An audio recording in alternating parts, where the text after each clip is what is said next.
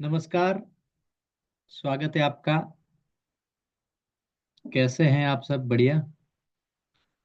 चलिए, मैं स्वागत करता हूं आपको आज, आपका आज की इस मीटिंग में। आज हम बात करेंगे सपनों का भारत। जैसा कि आपको पता है, आज रविवार का दिन है। तो रविवार यानी कि हमारी जो मीटिंग होगी वो सपनों का भारत के लिए होगी। थोड़ा सा वेट करते हैं, नहीं तो फिर शुरू करेंगे। चलिए, थोड़ी बात अपन शुरू रखते हैं, तब तक जिनको आना वो आ जाएंगे।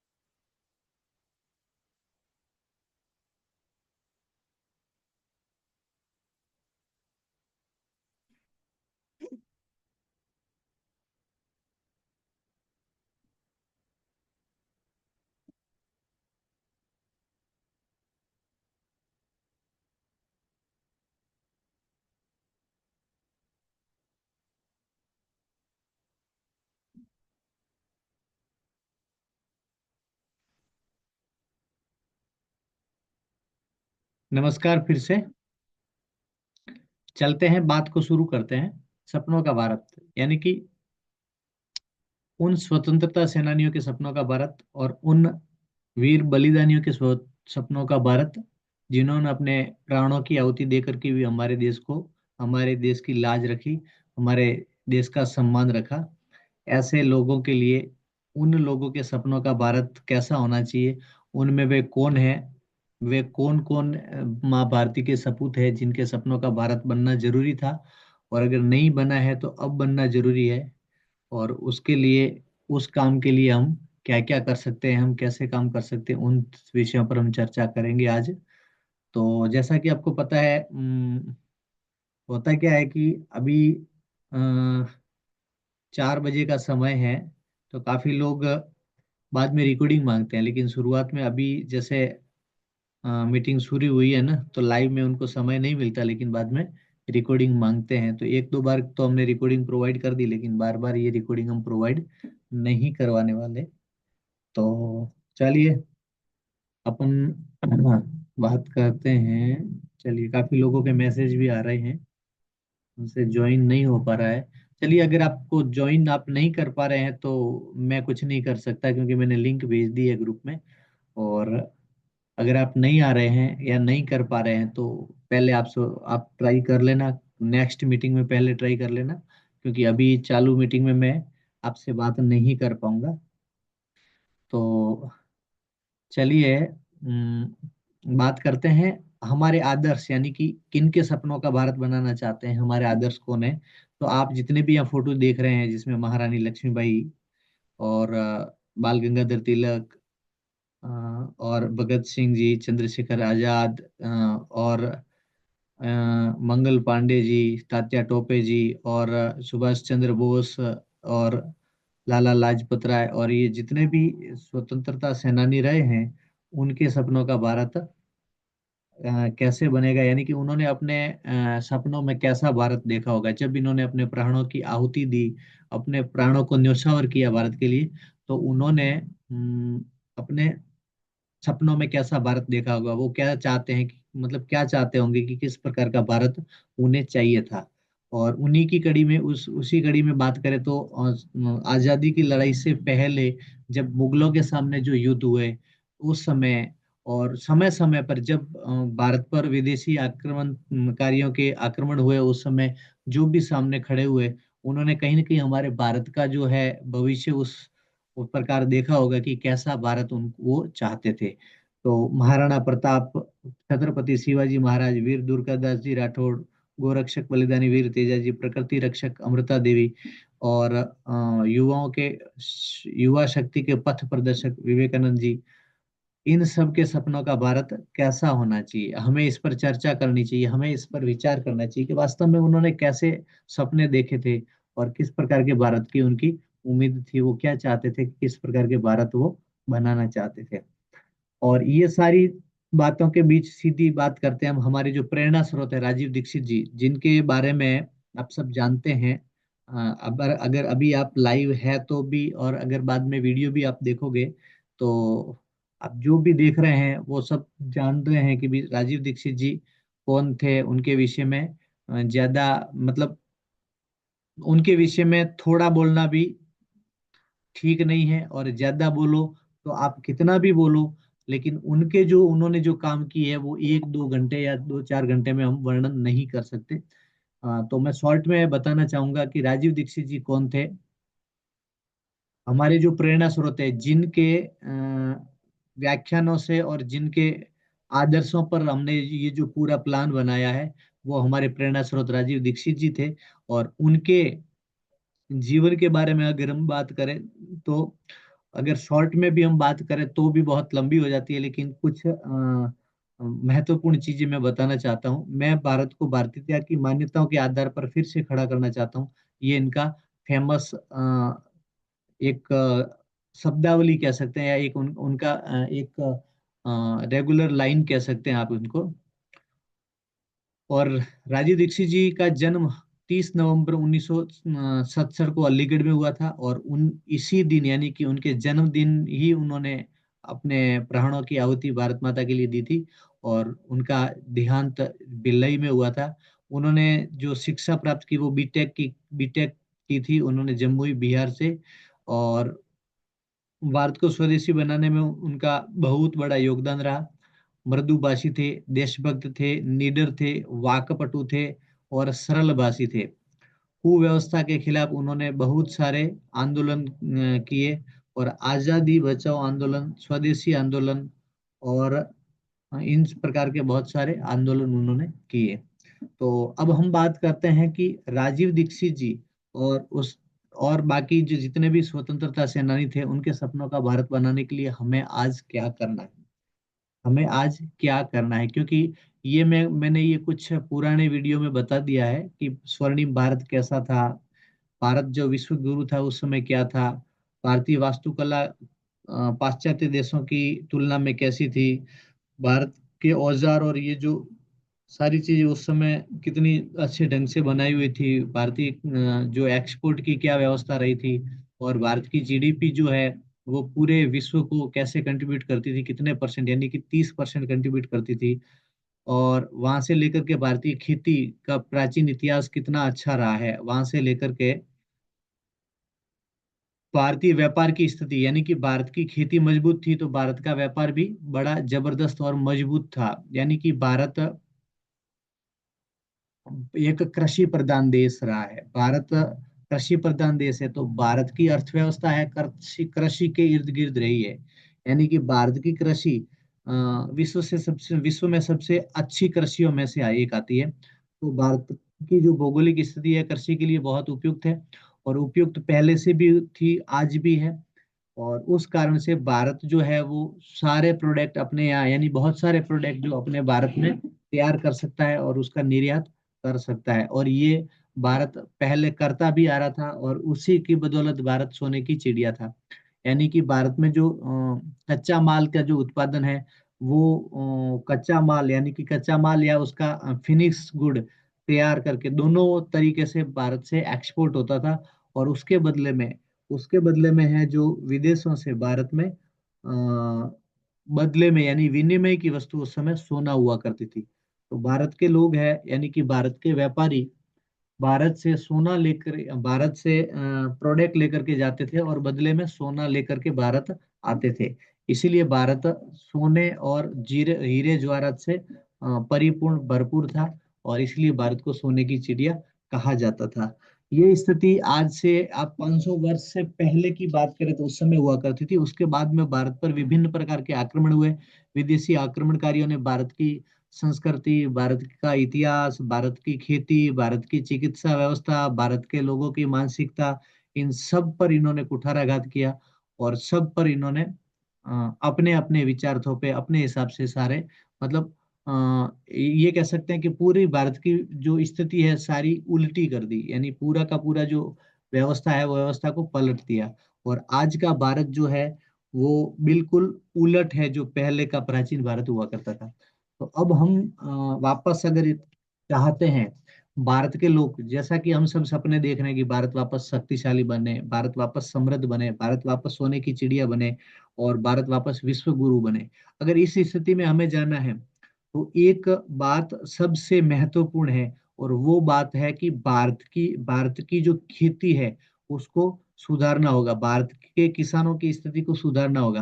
क्योंकि वर्तमान स्थिति में, वर्तमान समय में भारत की जो कृषि है वो बहुत ही खराब परिस्थितियों में चल रही है, यानी कि भारत की खेती की परिस्थितियां हैं वो अच्छी नहीं चल रही है। तो इस मामले में होता क्या है कि भारतीय खेती है वो घाटे का सौदा बनती जा रही है। ऐसी स्थिति में हमें क्या करना चाहिए और किस प्रकार के समाधान करने चाहिए, इन सारी चीजों पर हम समय समय पर चर्चा करते आ रहे हैं। हर बार इसी समय इसी प्रकार हम चर्चा कर रहे हैं, और हम खाली बातें नहीं बल्कि सॉल्यूशन लेकर आते हैं, और हर प्रकार के सॉल्यूशन से आपको अवगत कराते हैं और आपको कॉल टू एक्शन देते हैं, यानी कि आपको क्या करना होगा। हमारे जो हमारे जो तरीके हैं, तौर तरीके, उनके माध्यम से आपको हमारे साथ में कैसे कैसे काम करना होगा, या आप किस प्रकार के काम हमारे साथ मिलकर के कर सकते हैं। तो ये हमारा जो विजन और मिशन है वो ये है कि कृषि उद्यमिता और आत्मनिर्भर किसान, स्वावलंबी महिला और युवा रोजगार, यानी कि हमारे जो किसान है वो उद्यमी बने, यानी कि हमारी कृषि उद्यमिता, हमारे भारत के जो कृषि करता है यानी कि किसान है वो खुद अपने आप को उद्यमी बनाए, यानी कि भारत के जो किसान है वो अपना खेती से जो भी उत्पादन हो रहा है उस उत्पादन को जाकर के किसी व्यापारी को या किसी अड़तियों को जाकर देता है, और वहां से जो भी सामान, जो भी जितना भी पैसा आता है वो लेकर के घर आ जाता है। और स्थिति ये होती है कि जब वो किसान देकर के अपना अनाज आता है तो उनको उसके बदले में अच्छा पैसा नहीं भी मिलता तो भी वो सामान बेच करके आ जाता है। लेकिन ऐसा होना नहीं चाहिए, क्योंकि किसान को आत्मनिर्भर बनना है, किसान को सशक्त बनना है तो किसान को क्या करना होगा, अपने प्रोडक्ट की प्रोसेसिंग, पैकेजिंग, ब्रांडिंग खुद करके अपने प्रोडक्ट की वैल्यू एडिशन करनी होगी। जैसा कि किसान जिनको भी देके आते हैं, वो जिन व्यापारियों को देके आते हैं वो व्यापारी क्या करते हैं, वो उसी प्रोडक्ट की प्रोसेसिंग, पैकेजिंग और ब्रांडिंग करते हैं, और मार्केटिंग करके उसको अच्छे दामों में बेचते हैं और अच्छा पैसा कमाते हैं। लेकिन किसान है वो इतना पैसा नहीं कमा पाता है जितना उसको हक होता है। अब उल्टा ये हो रहा है कि किसान दिन ब दिन इतनी मेहनत करने के बाद में भी और गरीब होता जा रहा है और इनकी परिस्थिति खराब होती जा रही है। लेकिन वो बिचौलिए होते हैं जो अच्छा मुनाफा लेकर के जो प्रोडक्ट बेच देते हैं, वो अच्छा मुनाफा लेकर के आते हैं, और मेहनत है उनकी किसानों से कम रहती है। तो हम चाहते हैं कि किसान है वो कृषि उद्यमिता की ओर बढ़े, यानी कि अपने प्रोडक्ट की प्रोसेसिंग, पैकेजिंग और ब्रांडिंग खुद करे, और फिर वो आत्मनिर्भर बने। आत्मनिर्भर कब बनेगा, जब किसान अपने प्रोडक्ट को प्रोसेसिंग, पैकेजिंग के माध्यम से अच्छा बेच करके अच्छा पैसा कमाएगा और अच्छे तरीके से वापस खेती करेगा, तो वो आत्मनिर्भर कहलाएगा। यानी आत्मनिर्भर के भी हमारे पास में 12 प्रकार के अलग अलग प्रकार है, जो अलग अलग 12 प्रकार के काम है जिस कामों को करके किसान आत्मनिर्भर बन सकता है। और उसी के साथ में उद्यमिता भी एक प्रकार का काम है। उसके बाद में स्वावलंबी महिला संकल्प और युवा रोजगार संकल्प, अगर यही सारी चीजें प्रोसेसिंग, पैकेजिंग और ब्रांडिंग मार्क गांवों में रही और किसानों के हाथ में रही तो क्या हो सकता है कि किसान आत्मनिर्भर बनेगा, और गांव की जो ग्रामीण महिलाओं को उनको भी काम मिलेगा, और युवाओं को भी गांवों में काम मिलेगा, यानी रोजगार मिलेगा। तो बात करते हैं कि कृषि उद्यमिता क्या होनी चाहिए। जैसे कि मैं आपको बताऊं, कृषि उद्यमिता के बाद में ये होता है कि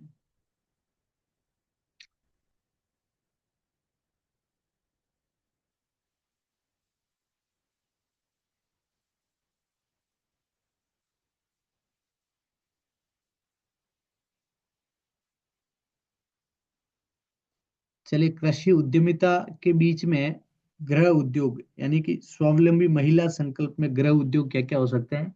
जैसे घरों में बहुत सारे प्रोडक्ट ऐसे बनते हैं जिसमें डेयरी के बहुत सारे प्रोडक्ट बन सकते हैं, बेकरी प्रोडक्ट बन सकते हैं, पापड़ घरों में बन सकते हैं, खाखरा घरों में बन सकता है, खिसिया घरों में बन सकता है, बाजरे और उसके अलावा बहुत सारे मिलेट है उसके प्रोडक्ट है वो घरों में बन सकते हैं।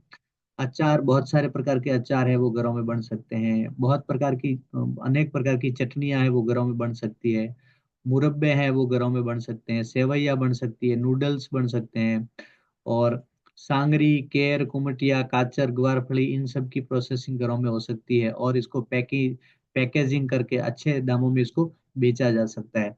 अब यहाँ हम सपोर्ट ये कर रहे हैं कि हम गांवों से ये प्रोडक्ट परचेज करते हैं। इन सारे प्रोडक्ट को बनाने की पहले पूरी ट्रेनिंग देते हैं, ट्रेनिंग देने के बाद में उनका हैंड होल्डिंग सपोर्ट करते हैं, कैसे आप डेवलप किया, आपके काम को, आपके गृह उद्योग को कैसे डेवलप किया जा सकता है, और डेवलप करने के बाद में आपको मार्केटिंग कैसे करनी है, मार्केटिंग के बाद में बेचना कैसे, सारी चीजों की हम ट्रेनिंग देंगे। यानी कि ऑल ओवर बात करें तो शुरुआत से लेकर के, शुरुआत में यानी प्रोसेसिंग से लेकर के पैकेजिंग, पैकेजिंग के बाद में ब्रांडिंग, ब्रांडिंग के बाद में मार्केटिंग तक की हम ट्रेनिंग देते हैं। लेकिन इन सारी चीजों के बाद क्या होता है कि अगर फिर भी आप नहीं बेच पाते, कई लोग ऐसे रह जाते हैं जो नहीं बेच पा रहे फिर भी, तो उन लोगों से हमारी कंपनी यानी नंदीराज प्रोड्यूसर कंपनी लिमिटेड है वो परचेज भी करती है। तो इन सारी चीजों पर हम काम कर रहे हैं। तो अगर आप किसी भी क्षेत्र में काम करना चाहते हैं तो आप हमारे साथ आकर के इन सारे कामों को आप कैसे करना है, किस प्रकार से काम करना है, आप हमारे साथ में आकर के इसके बारे में चर्चा कर सकते हैं।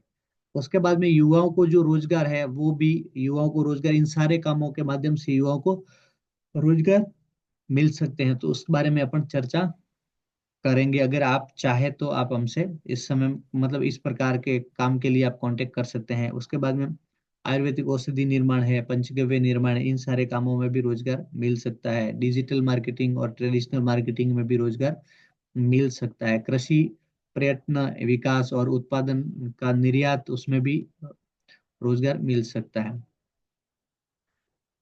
तो चलिए हम बात करते हैं फूड प्रोडक्शन की, यानी कि कृषि उद्यमिता की। जैसे भी अभी हम बात कर रहे थे कृषि उद्यमिता क्या है और कृषि उद्यमिता कैसे शुरू की जा सकती है। यानी कि किसान जिस जिस जगह पे जितने, जैसे राजीव दीक्षित जी के बहुत सारे वीडियो रहे जिनमें राजीव दीक्षित जी ने कहा था कि भारत के बहुत सारे गांव ऐसे हैं जिसमें, जिस गांव में आलू हो सकता है वहां आलू का चिप्स बनाया जा सकता है। आपको पता है बहुत सारी विदेशी कंपनियां हैं, वो भारत के आलू लेकर के भारत में ही उसका प्रोडक्शन करके भारत में बेच करके अच्छा मुनाफा कमा के वो ले जाते हैं अपने देश। तो भारत के लोग ये क्यों नहीं कर सकते, भारत के लोग भी इस काम को कर सकते हैं। और इन कामों को करना आज के समय में मुश्किल हो रहा है। क्यों क्यों मुश्किल हो रहा है? क्योंकि किसान को इन सारी चीजों का नॉलेज नहीं है, कैसे प्रोसेसिंग की जाती है, कैसे पैकेजिंग की जाती है, कैसे ब्रांडिंग की जाती है, और कैसे इसकी मार्केटिंग की जाती है। तो इन सारी चीजों की हम ट्रेनिंग दे रहे हैं। उसके उपरांत अगर उनसे नहीं बिक रहा है तो हम हैंड होल्डिंग सपोर्ट करते हैं, और प्रोडक्ट है वो प्रोसेसिंग, सॉरी, परचेज करने का भी काम हम कर रहे हैं। उसके बाद में एग्रो टूरिज्म का जो कॉन्सेप्ट है वो, आप इसके बारे में ज्यादा जानकारी आप हमसे ले सकते हैं। एग्रो टूरिज्म डेवलप करना होता है, जैसे बहुत सारी सिटियों में बहुत सारे ऐसे लोग हैं जो सिटियों में रह रह करके अपने आप को तनाव में महसूस करते हैं, अपने आप को प्रेशर में महसूस करते हैं। तो वो क्या करते हैं, इन सारी चीजों से थोड़े समय के लिए हट कर गए, ऐसी प्राकृतिक जगह पर, प्राकृतिक सौंदर्यता वाली जगह पर आकर के अपना समय बिताना चाहते हैं, यानी खुले खेतों में आना चाहते हैं। खेतों में खुले जो सब्जियां उगती है, जो अनाज वहाँ होते हैं, उनमें घूमना चाहते हैं, उन प्रकृति का आनंद लेना चाहते हैं, और खुले वातावरण में रह करके अपना समय बिताना चाहते हैं। जहाँ खुद अपने हाथों से सब्जियां तोड़ करके उनका भोजन बनाना पसंद करते हैं। अपने हाथों से गाय अगर जो मतलब कोई गाय को दूह करके उनको दूध दे तो देख करके अपने हाथों से सीधा जो आपने अब दो करके उनको दिया है, ऐसी स्थिति में वो चाहते हैं कि सीधा दूध उनको मिले और उसका वो आस्वादन करे। तो ऐसी स्थिति में ये जो है किसान इस प्रकार से चाहते हैं। तो सॉरी, इस प्रकार से लोग चाहते हैं, जो किसान इस प्रकार का डेवलप करके अच्छा पैसा, अच्छी इनकम शुरू कर सकता है। उसके बाद में ऑर्गेनिक फार्मिंग है और हर्बल फार्मिंग है, इन सब चीज़ों पर फार्मिंग के बाद में प्रोसेसिंग, पैकेजिंग और मार्केटिंग के माध्यम से अच्छा पैसा कमा सकता है। और अगर इन सारी चीज़ों को करना है तो हम उनको ट्रेनिंग देते हैं, ट्रेनिंग के माध्यम से इन सारी चीज़ों को करवाने का सपोर्ट करते हैं। उसके बाद में इकोसिस्टम यानी कि इको फ्रेंडली कुछ प्रोडक्ट होते हैं, जैसे बांस के प्रोडक्ट है, उसके अलावा ऐसे प्रोडक्ट जो अगर वो खराब भी हो जाते हैं तो वो मिट्टी में मिल करके मतलब उसको कह सकते हैं कंपोस्ट हो जाते हैं। और जैसे प्लास्टिक वाली और बहुत सारी ऐसी चीजें होती है जो जमीन पर एज इट इज पड़ी रहती हैं कई सालों तक, लेकिन उन चीजों का उपयोग हम ना करें और उसके बदले में हम ऐसे प्रोडक्ट का उपयोग करें जो कंपोस्ट हो सके और वापस वो धरती में मिल सके। तो ऐसे चीजों का हम उपयोग उपयोग करें और ज्यादा से ज्यादा उसका उपयोग करके प्रकृति को विषैला होने से और प्रकृति का जो विनाश होने से हम बचा सकते हैं। तो उसको इको फ्रेंडली प्रोडक्ट कह सकते हैं। तो वो इको फ्रेंडली प्रोडक्ट क्या क्या होते हैं, किस प्रकार से बनते हैं, कैसे उसका उपयोग किया जा सकता है, कैसे उसको बनाया जा सकता है और कैसे उसको बेचा जा सकता है और कैसे लोगों में उसके प्रति जागृति लाई जा सकती है, इन सारी चीजों पर हम इन इको फ्रेंडली प्रोडक्ट्स के बारे में चर्चा करते हैं। तो ये भी एक प्रकार का सब्जेक्ट है जिस सब्जेक्ट पर हम ट्रेनिंग, प्रोसेसिंग और मार्केटिंग सिखाते हैं। उसके बाद में मार्केटिंग के कुछ है, जैसे हमारी जो फ्रेंचाइजी है उसकी अभी मैं बात नहीं करूंगा। हमारी एक से लेकर के डिजिटल फ्रेंचाइजी, पहली, दूसरी एनपीसीएल स्टोर, तीसरी बाजार, चौथी देसी स्वाद रेस्टोरेंट, पांचवी चैनल पार्टनर, इन सारी चीजों पर अभी मैं बात नहीं करूंगा। इन विषय पर अगर आपको रुचि है तो आप हमसे संपर्क कर सकते हैं, या हमारे बहुत सारे पुराने वीडियो है उनको देख करके आप समझ सकते हैं।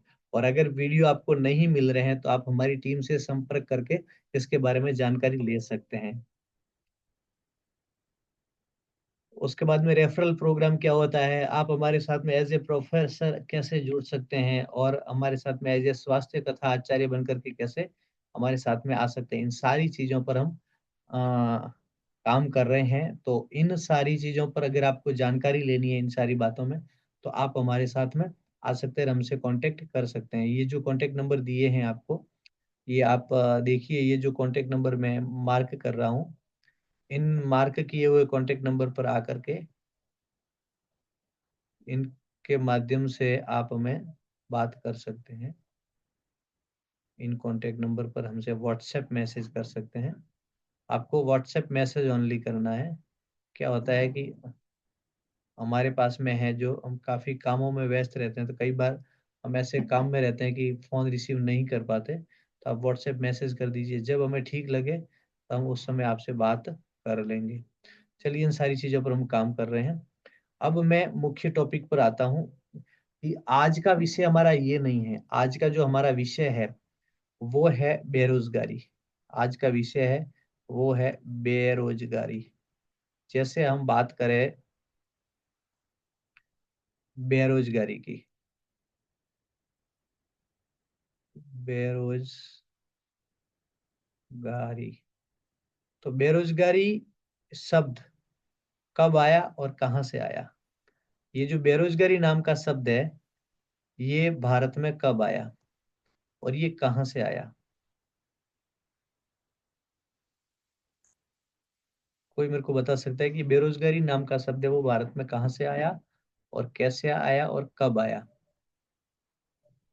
इन बेरोजगारी की बात करें तो जब भारत अंग्रेजों का गुलाम था, उस समय इस शब्द को गढ़ा गया। उस समय इस शब्द को गढ़ा गया और धीरे धीरे धीरे इस शब्द को और ज्यादा आजादी के बाद में इसका प्रचार ज्यादा हुआ, बेरोजगारी नाम के शब्द का। यानी ये शब्द जो है वो अंग्रेजों के समय में, यानी कि अंग्रेज जब भारत में थे उस समय से इसको तैयार किया गया, और भारत जब आजाद हुआ और आजाद भारत के बाद में इसकी बहुत ज्यादा, बेरोजगारी नाम के शब्द की बहुत ज्यादा मार्केटिंग हुई। आप कह सकते हैं इस शब्द की क्या हुई, मार्केटिंग हुई। अब बात करते हैं बेरोजगारी। तो बेरोजगारी का मतलब क्या हुआ? बेरोजगारी का मतलब हुआ कि रोजगार का न मिलना। रोजगार का न मिलना।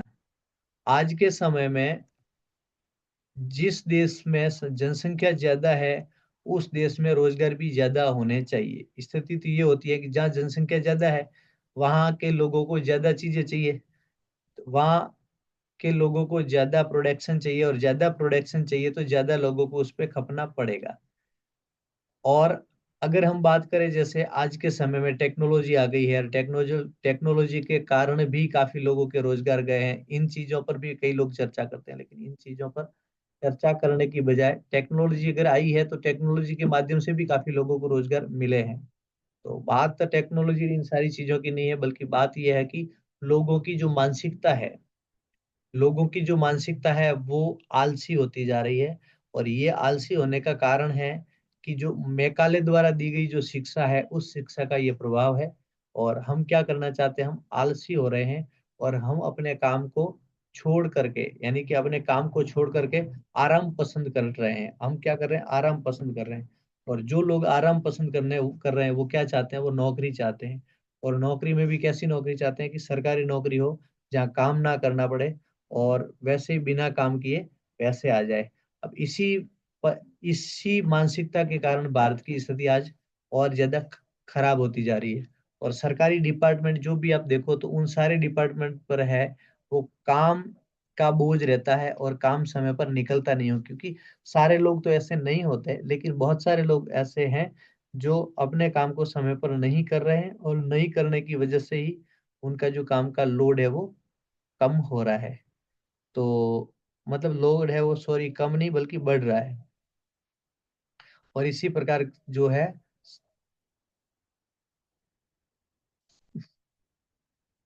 सरकारी जो डिपार्टमेंट है वो घाटे में चल रहे हैं इसी कारण। तो ये सारी चीजों पर हम चर्चा करेंगे। तो चलिए, बेरोजगारी जो है वो, उस बेरोजगारी को मिटाने का जो काम है वो हम कर रहे हैं।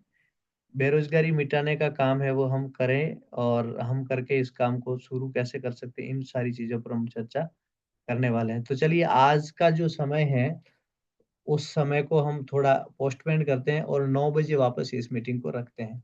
इस मीटिंग को वापस 9 बजे रखते हैं, और 9 बजे वापस इस पे शुरू बात करेंगे, आज के 9 बजे। तो बात को हम स्टॉप करते हैं, आज की मीटिंग को। चलिए, वंदे मातरम, जय हिंद, जय माँ भारती।